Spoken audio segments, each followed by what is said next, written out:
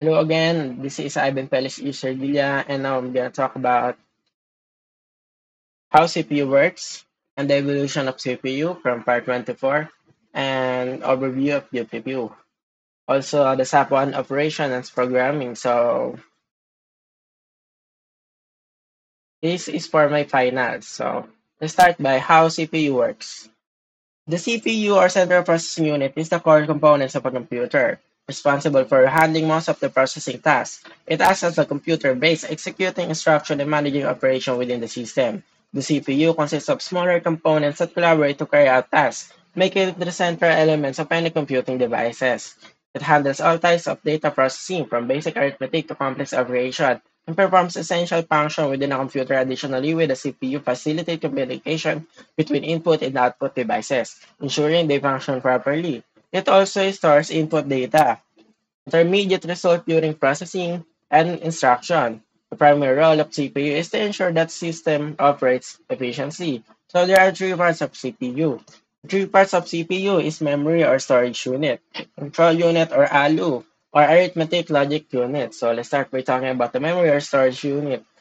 The memory or storage unit is responsible for storing instruction data and intermediate results that are needed during the processing of the task. It transfers information between different parts of the computer when it's required. This unit is also called as internal storage, main memory, and primary storage, or the random access memory, or what we call RAM. As all these terms refer to storage devices. So, the size of the memory affects the speed, power, and performance of the computer. There are two types of memory, primary memory and secondary memory. The memory unit has a reproductive function. It stores data and instruction required for processing, holds intermediate results while calculations are being performed, and keeps the results before they are sent to an output devices. Additionally, all input and output data are transmitted through the memory unit. So, for the second part of the CPU, which is the control unit, the control unit manages the operation of all the parts of the computer. Though it does not handle any data processing itself, it executes pre-stored instruction and direct the computer using electrical signals.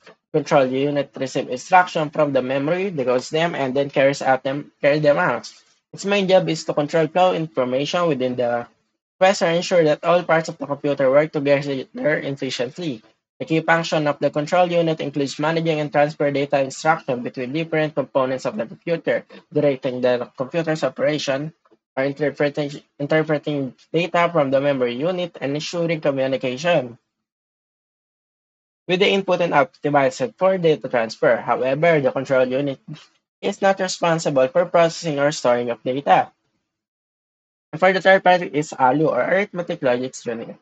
The ALU or Arithmetic Logic Unit is responsible for performing both arithmetic and logical operation in a computer. It has two main parts, the arithmetic section and the logic section. The arithmetic section handles all basic mathematical operations like addition, subtraction, multiplication, and division. So basically, these are the instructions. The ALU also uses this basic operation to perform more complex calculation. The logic section is responsible for logical operations such as selecting, comparing, matching, and merging data. Both sections work together with the ALU to carry out the necessary function for the computer to process information. So let's talk about computer organization or the von Neumann architecture. So the computer organization is like how computer works inside. One of the most important ideas in this field is the von Neumann architecture, which is the base of the most modern computer. Created by John von Neumann, this design allows computer to store both instruction and data in the same memory. The von Neumann architecture introduces stored program concept, making computer more flexible and easier to reprogram. It stores both instruction and data in the same memory, which simplifies hardware designs and allows computer to handle many different tasks. So let's talk about the evolution of the CPU from part 1 to 4. So let's start. The central processing unit or the CPU, or referred as the brain of the computer.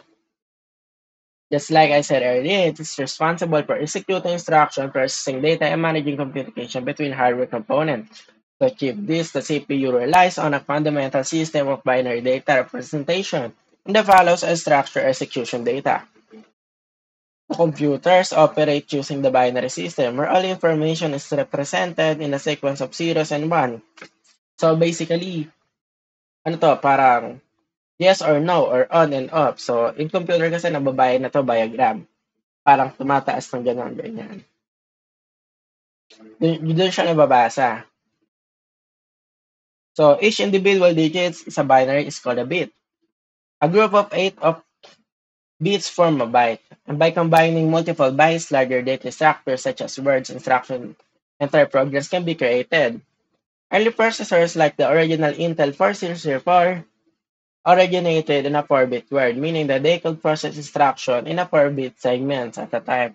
Modern CPU has evolved significant with a 32-bit and a 64-bit architectures, allowing for much more complex and efficient processing.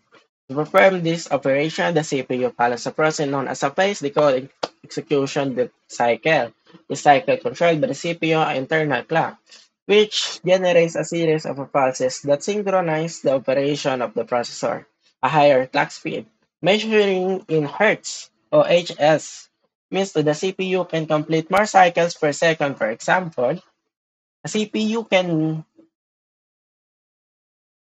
running at a 3.5 GHz can perform by 3.5 billion cycles per second and ensuring fast and efficient execution of program. So basically, ang diagram niya is parang fetch, decode, and execute.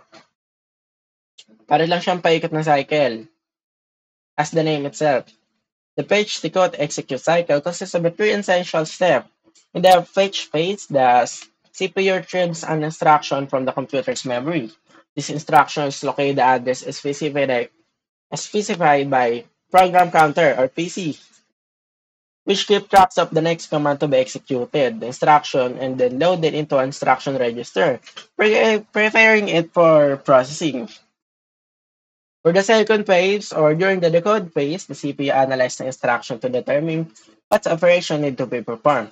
The control unit, or CU, breaks the instruction down into components, including the opcode, which specifies the action, and any operands where are data or memory location involved in the operation. The instruction involves a calculation. It will be sent to ALU or arithmetic logic unit for processing. The final step is the execute or the third step, where the CPU carries out the instruction. If it's an arithmetic or logical operation, the ALU performs the computation. If the instruction requires move data between memory and register, the approximate memory access operation are executed. Once the instruction has been processed, the results may be stored in a register, written back to memory, and used in further computation. The cycle then repeats for the next instruction. The CPU operates using machine code, which is set of binary instruction. So in this naman, I'm talking about the machine code. So, so machine code, which is a set of binary instructions that the processor understands directly. Writing programs in a real machine code is difficult, so assembly language was developed as a more human-readable alternative instead of binary sequences.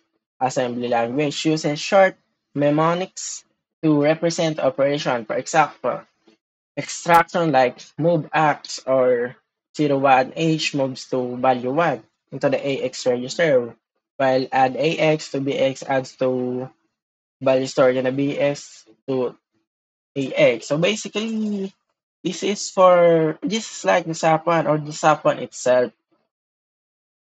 Ganito kasi nag-work yung code na yun. So, an assembler then translates assembly language into machine code, allowing the CPU to execute it. Registers plays a crucial role in CPU perform by providing high-speed storage location for data being processed. Some important registers include the instruction register or IR, Ayon sa ano ko, ang IR ay nahati sa sa tag-apat, isang instruction and addresses. So, which hold the current instruction, the memory address register marked, which store the address of data being accessed, and the accumulator or ACC, which temporary holds the results of arithmetic operation. Basically, yung ACC, doon lang naiiwan yung last na ginawang command for than para ma-execute yung pangalawang instruction.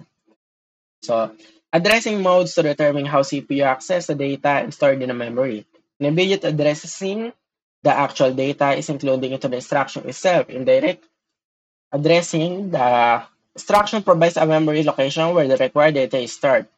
Register addressing allows the data to be manipulated directly to the CPU register, improving speed, and more advanced methods, such as index addressing, enables efficient access to array elements in structure. So, modern CPU have advanced far beyond early designs. Many now featured multiple cores, allowing them to execute multiple instructions simultaneously.